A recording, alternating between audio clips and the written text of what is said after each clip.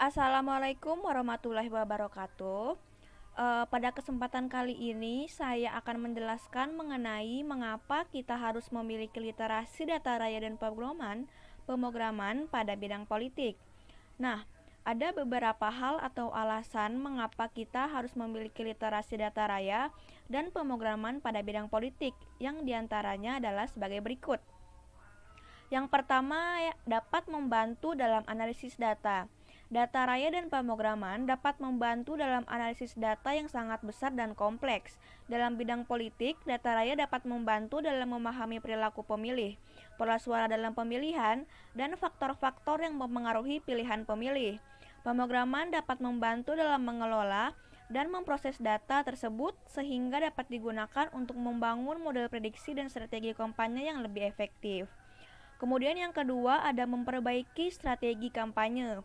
Dengan menggunakan data raya dan pemrograman, kandidat politik dan partai politik dapat memperbaiki strategi kampanye mereka.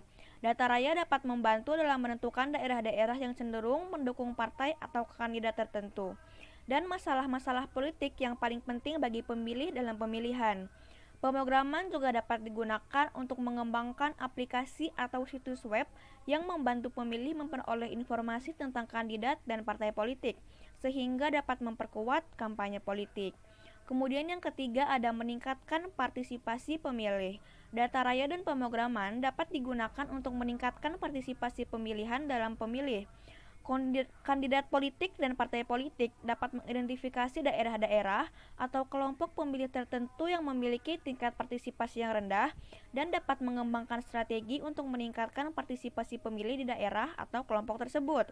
Aplikasi atau situs web yang dibangun menggunakan pemrograman juga dapat membantu pemilih dalam mendaftar sebagai pemilih serta memperoleh informasi tentang lokasi tempat pemungutan suara.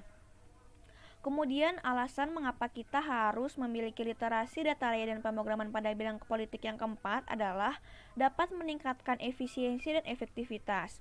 Data raya dan pemrograman dapat meningkatkan efisiensi dan efektivitas dalam politik. Dengan menggunakan data raya, kandidat politik dan partai politik dapat memprediksi hasil pemilihan dengan lebih akurat sehingga dapat mengalokasikan sumber daya dengan lebih efektif.